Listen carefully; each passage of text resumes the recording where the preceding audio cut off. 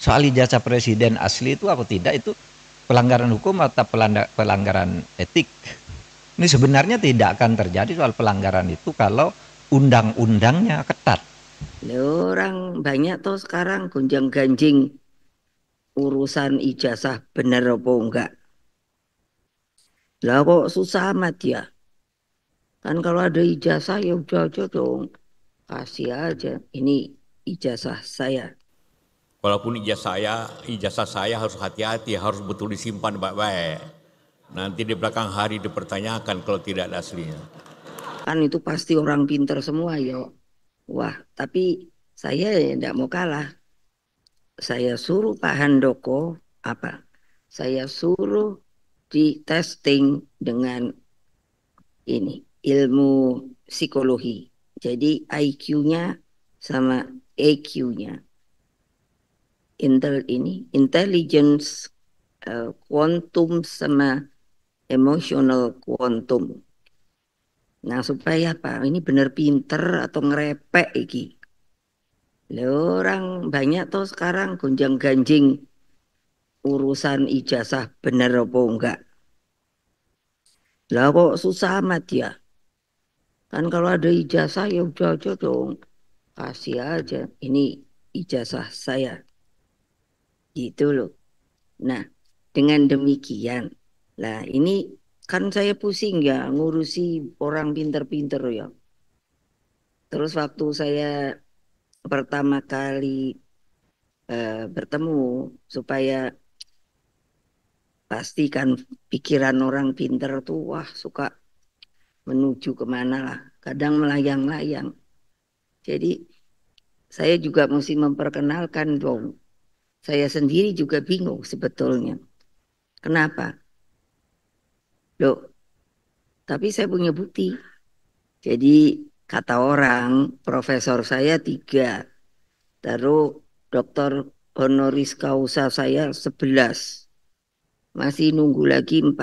Makanya yang saya bilang loh, saya kok bingung loh. Lah kok saya profesor aja tiga. Lah tapi bingungnya saya kan apa itu namanya? Mesti tesis lah, mesti apa segala ya. Nah, saya jadi banyak tanya dulu dong sama orang pinter-pinter. Saya terima apa tidak? Oh, itu penghormatan, Bu. Apalagi kalau dari luar. Oh, gitu toh. Itu sudah lebih katanya sama orang yang sekolah membuat untuk disertasi. Oh, gitu ya. Ya, saya terima saja. Nah, apa maksud saya? Kalian kan di sini banyak juga ya orang pinter ya. Mbok, ya. Urusan haki ini. Nah, saya menuju ke urusan haki. Beliau ini sebetulnya kan seknek saya. Oh, beliau kalau saya boleh kasih angka, ini jempol gini. Kan saya cuma 3 tahun presiden. Loh iyalah, mesti terus terang lah. Orang sekarang karena takut atau apa.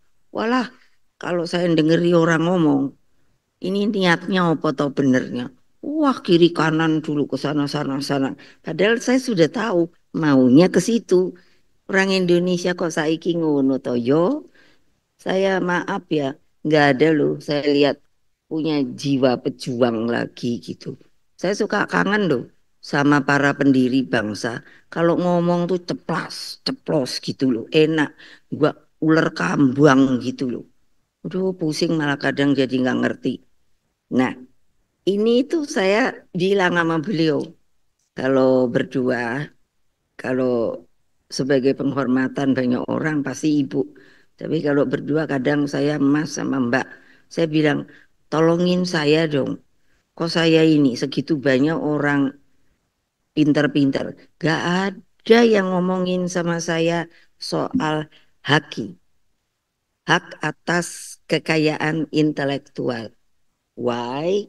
Karena ini beliau udah saya takut beliau ini takut kalau saya karena orang ini politisi. Kerja dan kemauan yang kuat untuk bekerja, bukan gelar. Selepas Anda di sini, apabila Anda memilih untuk berusaha. Karena memang itu pilihan yang paling mungkin pada dewasa ini. Ialah ada bukan ijazah Anda yang penting lagi. Tapi skill Anda, kemampuan Anda lah yang penting. Saya semenjak lulus tahun 1967, 58 tahun yang lalu.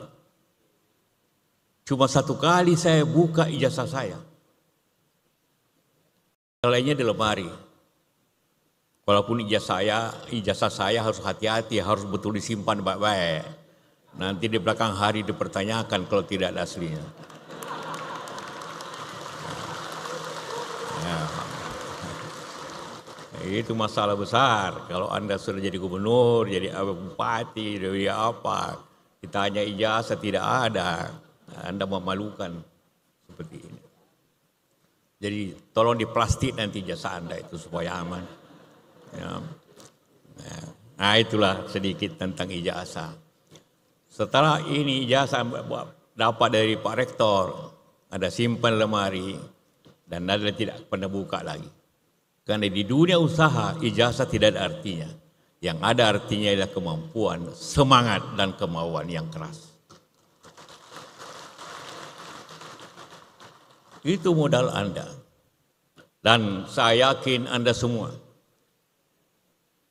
Saya tahu di UNAS ini bukan hanya orang Bugis Makassar, ada dari luar daerah, ada dari Bali, dari Jawa, dari Kalimantan, macam-macam.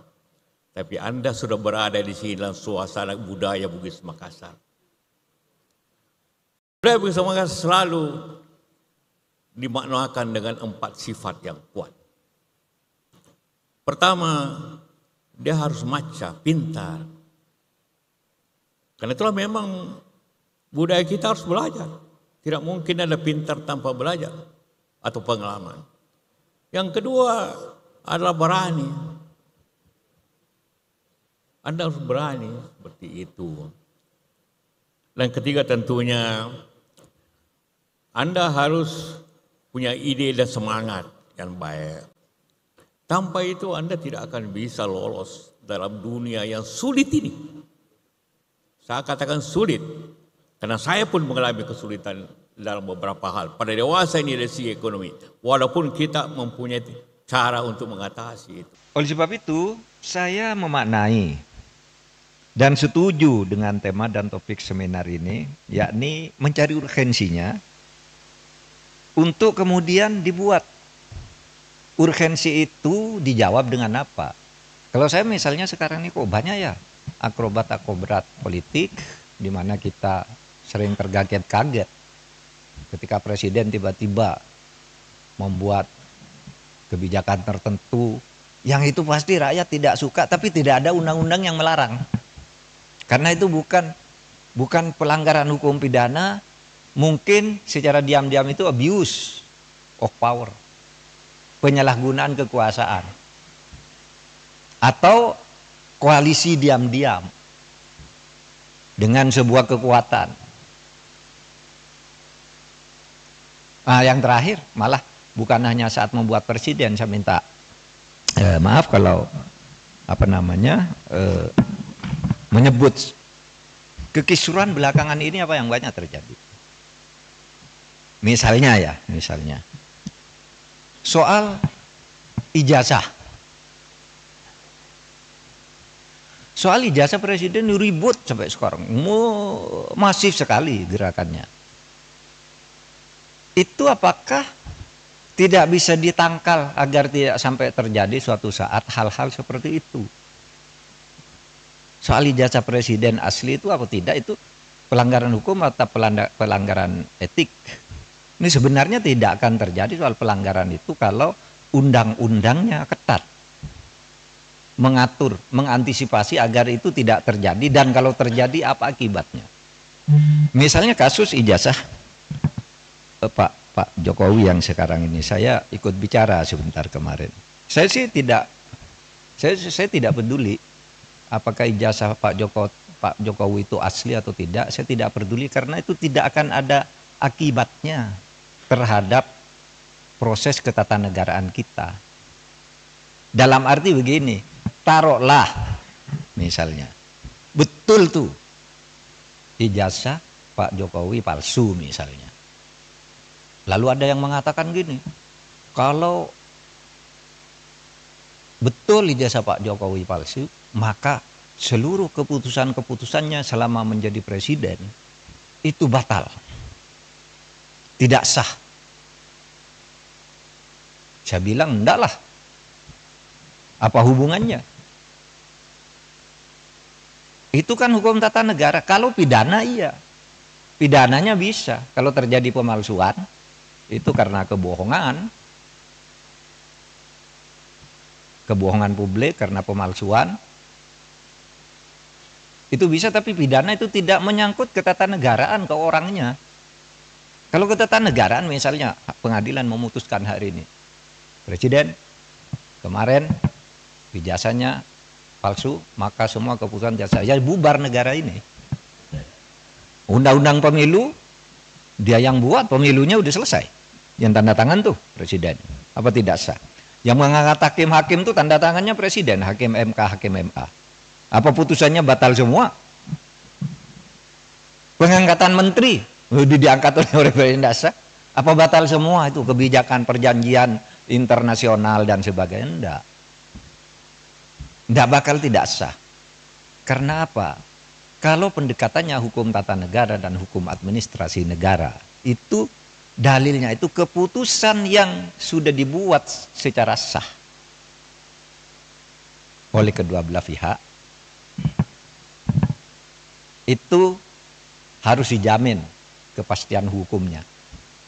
Wah, itu berlaku. Kalau salah ya sudah, misalnya kita kontrak dengan Cina, bikin jalan tol gitu, bikin kereta api gitu, karena kita tidak senang lalu mau batal, ya Cinanya tidak mau. Saya rasa hanya di Indonesia ijazah seorang presiden itu dipermasalahkan, dan ini sudah berjalan berbulan-bulan, bahkan setahun lebih. Saya sendiri tidak tahu agenda apa, drama apa yang tengah dipertontonkan di balik drama ijazah ini. Pasti di belakang itu ada agenda-agenda yang ada di balik cerita di permukaan. Padahal masalah ijazah itu kan hal yang sepele.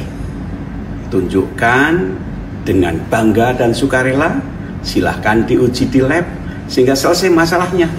Tapi nyatanya itu tidak atau belum dilakukan.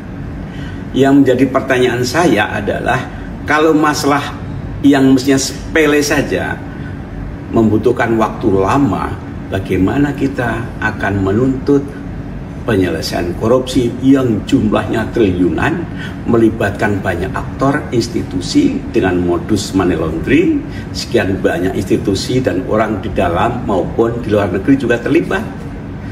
Jadi mestinya penyelesaian berbagai penyimpangan hukum termasuk korupsi itu hendaknya dilakukan dengan segera. Ketika ada sesuatu yang tidak benar, kita suarakan.